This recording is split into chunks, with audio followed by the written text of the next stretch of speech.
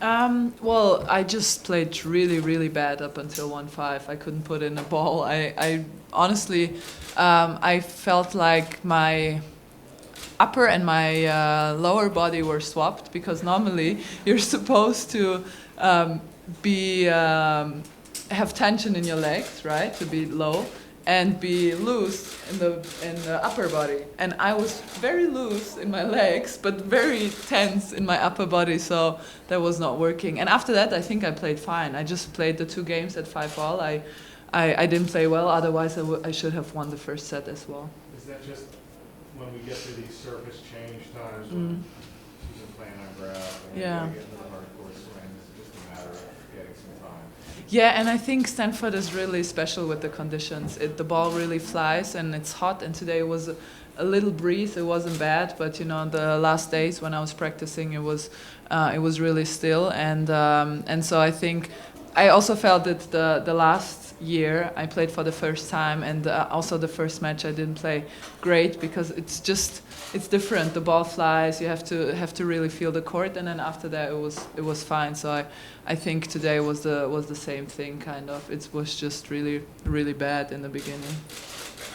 Physically, how are you feeling after everything at the match a little bit? Actually, really good. I'm a little tired still because I took 2 weeks totally off, and then I worked really really hard physically.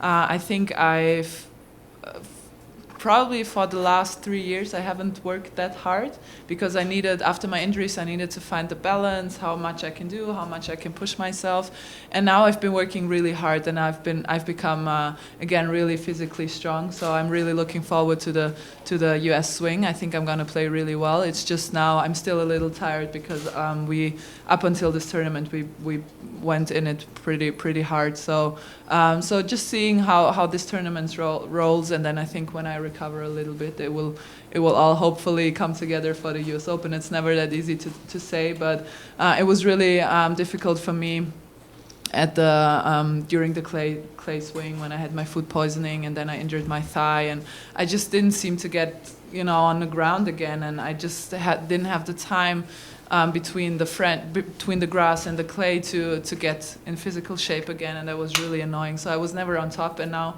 I really took the time to. Normally I always play Bad Gastein. I withdraw from there. It's one of my favorites, but I didn't. I decided not to play there so I could get in great shape again, and so I'm feeling like I'm on the good way now. How frustrating was that because you were playing and had such a great start to the season? Then we get on the clay, Yeah. surface, and thing after thing after thing, trying to Yeah. reel it. I mean, those 2 big slams. Yeah. Coming on. So how frustrating was it, and was it any more frustrating than kind of the little bouts you've had in the past? It was so frustrating. It was so annoying. Also, it's if I would compare it to something, when I got injured during the 1.5, almost 2 years, I felt like somebody just hit me in the head. But that's okay. It really hurts bad when you get hit in the head, but then you're over it, right? And this felt like somebody was constantly stabbing me. It didn't really hurt, but it was annoying, and you're like, get off my back already. And that's how it felt somehow. I didn't get something huge, but I could never really put the work in on court, and we all know that I need that to feel great and to play well. I need to move well. I need to rely on my physical stability and on my legs, and to be stable in the upper body. And I just wasn't there. I'm surprised I did even the quarters in Eastbourne, and that was actually a huge success for me. So I was just sort of relying on my experience and my play, but I never felt like I was on top of my game, and so I'm really looking forward now to the second part of the season, and hopefully I can sort of recover from that frustrating part and keep going forward. You mentioned out on court that you were working on your mental concentration, Mm-hmm. and after Wimbledon, was that the frustration you had with your injury sort of triggered? Yeah, I think so. Well, the thing was, it came out when I look back at it, the matches that I've won were always really easy matches. It was like 2-3, 3-3, and the minute it got close, and the minute when the match got tight, I don't know if it's the confidence that you don't trust your body 100% maybe, or what it was, but I felt like I was faltering under those situations.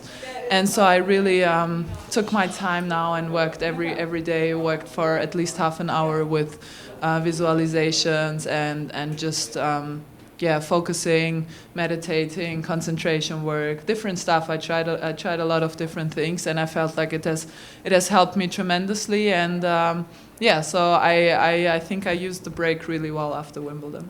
These are all new tactics? Well, I had been doing stuff before, but I was always a tough mental player. I love the situations in the difficult moments. I love it when it's 4-all in the third. I play my best tennis, so I was never too worried about that. And now when I couldn't rely on my physical fitness, and when I couldn't rely on my body 100%, I felt like this strength was also getting away from me, and so now I had to put a little more extra effort into it than normally. Normally it's just fine when I do my breathing exercises and just a little thing, and then I'm good on court. But now I felt like emotions were getting in the way, and so I had to work a little harder on that. As we head towards the Open, I know you'll be focused on your game, but I wonder just... I'm sorry, I remember last year I had to laugh really badly here. It was with you too also, right? Yeah, okay, good. I'm sorry. I don't know. I don't remember. I just remember I had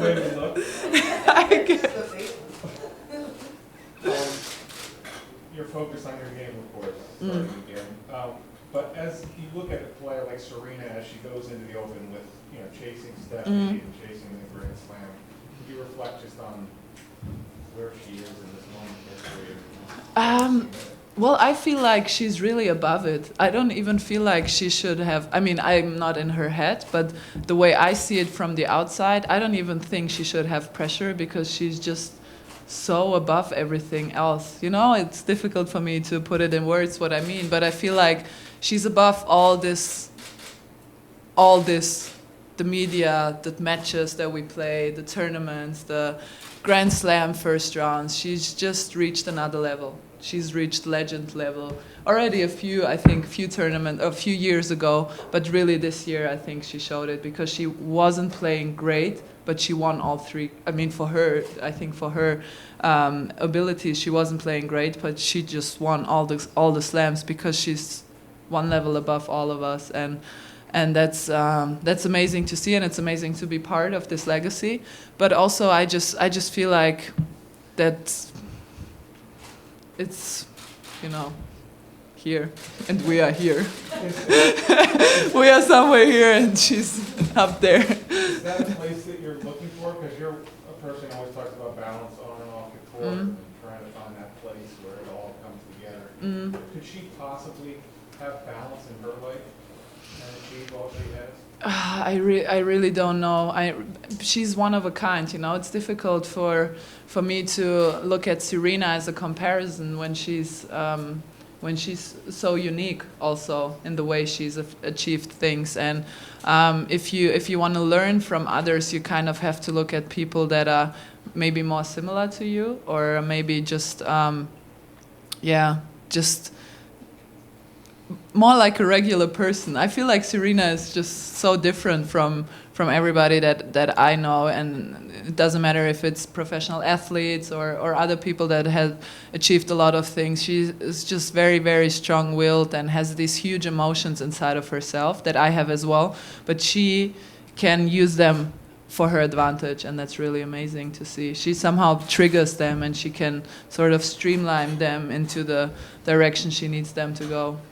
So someone more common to you might be someone like Steffi Graf? I feel more connected to her. I feel more connected to her, obviously not in terms of results, but just because the way she played tennis, the way she approached the game, the way she approached practice, and how disciplined and how professional she was, and very German really. I feel probably more connected on this level to her than I can feel connected to Serena. But maybe that's also why I admire her so much, and that's why I always say Serena is one of my idols, because she is so different from me, and you always want what you don't have, probably. Andrea, there were some reports out of Germany about you reached out to Steffi for coaching, and that you were with Boris as well. Yeah.